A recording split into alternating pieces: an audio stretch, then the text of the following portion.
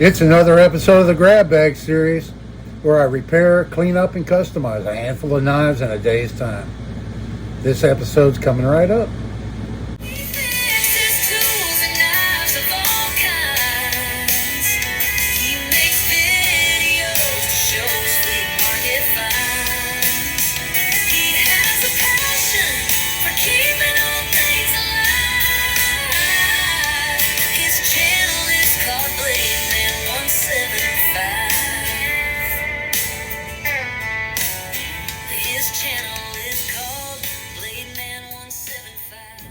Hello everybody, and thanks for coming back for another video, another episode of the Grab Bag series.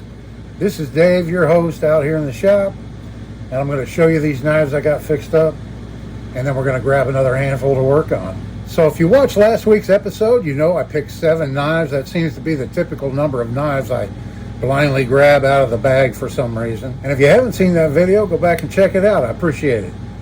So we'll start off with this knife right here. And this is one of our sod busters. This one here didn't really need too terribly much. The blade had a little bit to clean off on it, and had a little bit of corrosion down inside we cleaned out.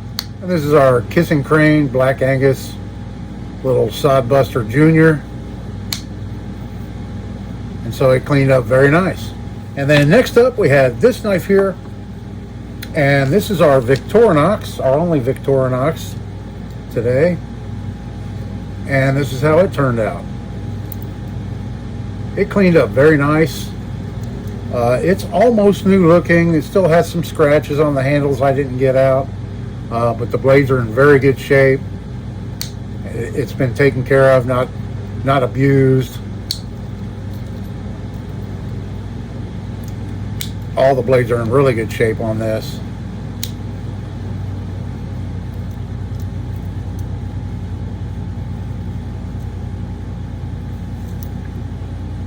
And so there's that. Let me tell you what I used on these scales. I started off with 400 grit, and then I went to 600 grit, and then I went to crocus cloth. And then I used plastic polish scratch remover on it after that. If you're doing any of these, one little tip I can give you is pull out your tweezers and toothpick, roll up a little piece of paper towel or a tissue or something and shove it in those holes, and that'll keep all that buffing compound or whatever you're using, polish, that plastic scratch remover stuff, from getting down in those holes, and then it's harder to clean them out. So if you just plug the holes first, it saves you a lot of time in the long run. But there's our Victorinox. And then next up is this one, and this is our Case XX Sod Buster. We grabbed 2 Sod Busters last week, and here's how it turned out. You can actually see Sod Buster Junior, the etch still on the blade. I can get it at the right angle so you can read that. Sod Buster Junior, and cleaned it up down inside real good. Really nice knife right here. Really well made. Very nice everyday carry knife right here. The Case XX Sod Buster Junior. And then next up I'll show you is this one here. And this is our Camp King, and this one was in pretty bad shape. Took a little bit of work to clean it up, but here's how it turned out. And here we have another nice restored Camp King in pretty nice shape. It has a really good action in it. This blade has been sharpened down a little bit, but works really well. Can opener, had quite a bit of rust on it, but it cleaned up really nice. So I try to not make these all look the same. A lot of them I come across have that black plastic covering is in bad shape or cracked or missing altogether, like this one was. And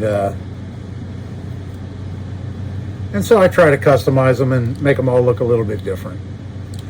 So there's our Imperial Camp King 56 to 88. Okay, and then next up we have this knife right here. And I was trying to come up with a colorful name for this knife, the animal knife or the safari knife or something like that. But here it is, done.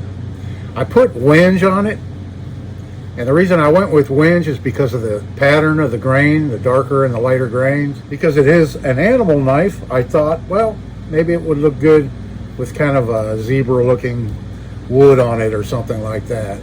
But interesting. I figured more out about this knife playing around with it and cleaning it up.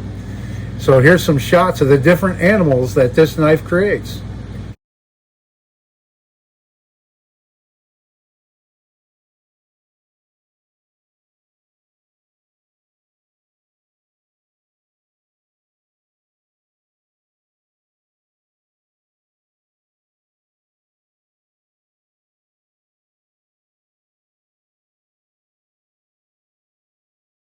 Yeah, so when I was showing it last week, I was like, why would this blade not open any farther? Why would you want to use a chisel like that? Well, it's because it's a leg for the animal, and all these four outer blades are the legs. So you sacrifice a little bit of the practicality of the knife for the fact that it converts into those different animals. So that's how that one turned out, our animal knife. And then next up we have this one right here. And this is our old 4-line Camillus electrician's knife, probably made during World War II. And here's how it turned out.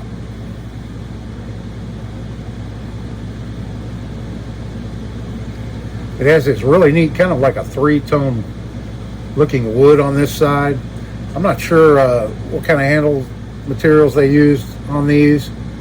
I would guess it's ebony, but I'm not really positive on that.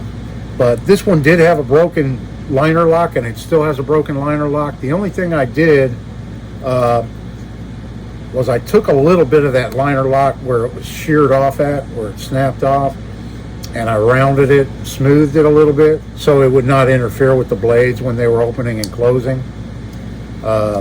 So it lost a little bit of that safety feature, not having a liner lock for the screwdriver blade. And the screwdriver blade, somebody had sharpened it all the way to the end. And so it wasn't really functional as a screwdriver. They more wanted a knife blade than a screwdriver wire stripper blade. So I took that sharpness off the edge of it, and I cleaned up the tip a little bit so it could be used as a screwdriver again. You just have to be careful using it and not give it a whole lot of pressure when you're using it, or you risk, it closing up on you. But it's still functional. And I made a nickel bail out of this one. This one is nickel. And it came out pretty nice. So yeah, it was missing the bail. And I polished the steel bolsters. These are steel. And I put not a mirror polish on them, but I put a pretty nice polish on it to help protect it. I'll talk a little bit real quick about why I like to polish steel especially. So a polished steel surface is less prone to corrosion because it's smooth and less porous.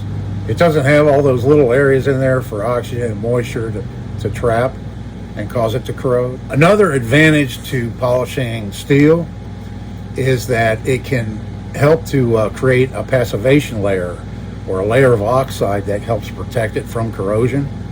So if it's a nice polished surface, there again, it's easier to clean, it's easier to dry off, and it's just a lot less prone to getting corrosion. So it's always a good idea to polish your steel for those reasons.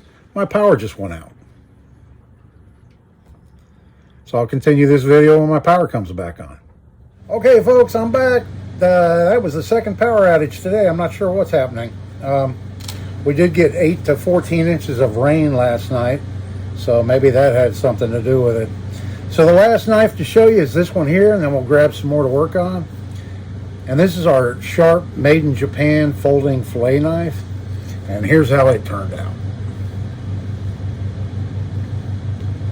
It cleaned up very nice. Managed to get almost all of that paint off of it. So I put some black paint down in the lettering just so it would stand out a little bit better. And then I put a boiled linseed oil finish on it and wax on top.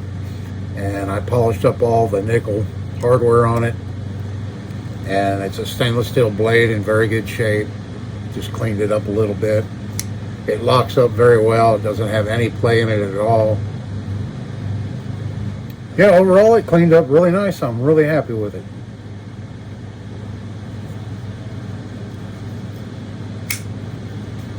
Okay, I'm going to move all this stuff out of the way, get our grab bag, and we'll see what we're going to be working on. Be right back. Okay, I've got our bag here. Let's reach in and grab a handful, see what we're going to be working on. Will we grab 7 again today? Let's see. There we go. There's my handful. Interesting selection here. A little bit of a variety today. So if you guess 7,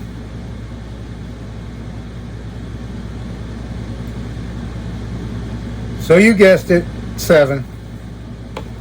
We have 7 knives. I don't know how that always happens. So we've got a Big Daddy Barlow. There it is. Let's take a look at this together. It has a little bail on it. That's surprising that it's not missing. It's a Jawika, made in the Republic of Ireland. And looks like the blade might end up having a little pitting on it. We'll see. Probably will. It has a long pull that's very filthy dirty.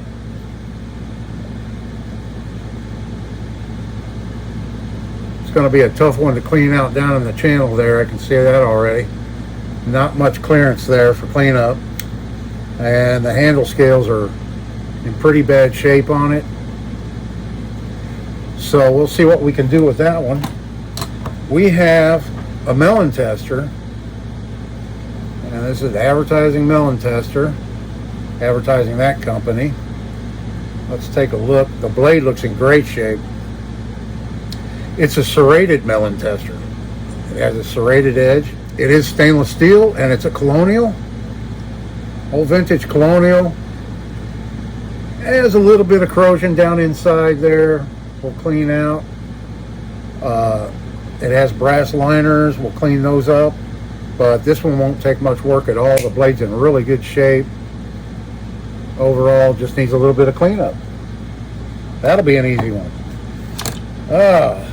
What else do we have? We have another Hawkbill. It looks like a Klein.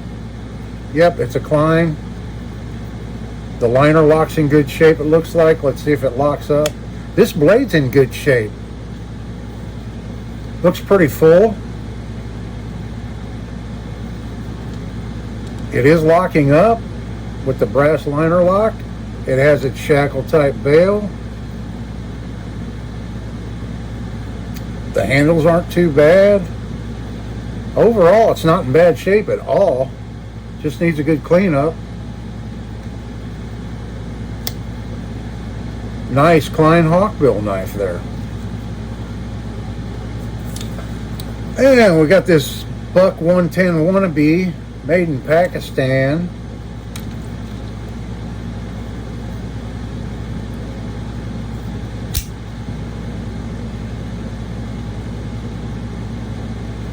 Overall, it just needs a good cleanup.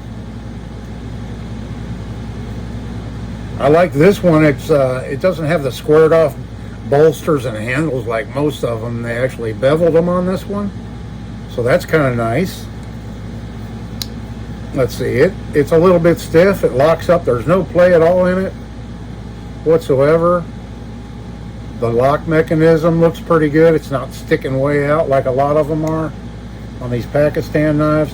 Yeah, it's a little bit stiff. It definitely needs some oil at the pivot, and it just needs a good overall cleanup. So there's that one.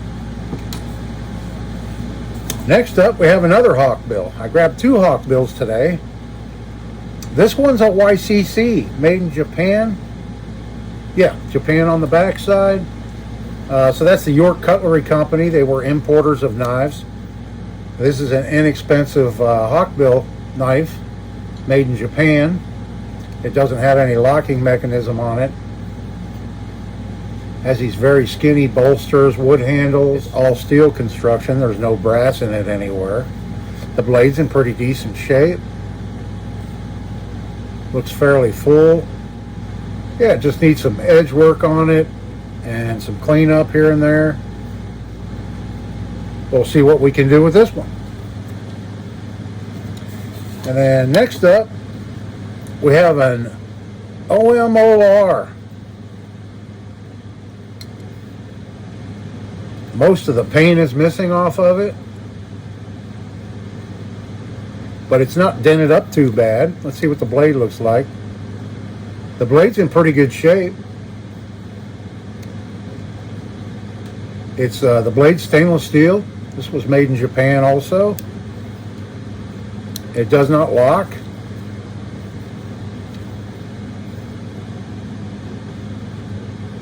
But the blade's in pretty good shape there again on this one. So we've got that one to clean up. Nothing really too major in today's hand pick. Let's look at this one here. This one's missing the badge. It looks like a Rough Rider. A Muskrat. Yeah, it's a Rough Rider Muskrat. You can see the blade is in really bad shape. Let's see what the other blade. The other blade looks pretty good too. Just dirty and not taken care of. But there we have a Muskrat, a Rough Rider Muskrat. The one handle scale here is lifting up a little bit. Looks like genuine bone handle scales and nickel bolsters on it. I'm not sure what this is. There's some buildup on the spring there of something. Should clean off. It's going to need a lot of work down inside. Needs a lot of cleaning down inside. You can see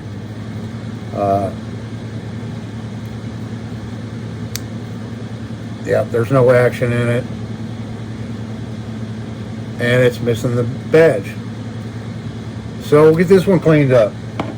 So come on back next Monday where I show all these knives cleaned up. I'll get started on a Monday morning, and then I'll show you how they turned out Monday afternoon. In the meantime, come back and check out my other content. Leave me a comment. Do you have a favorite? I appreciate you watching, and I hope you're all having a great day. This is Dave. See you in the next one.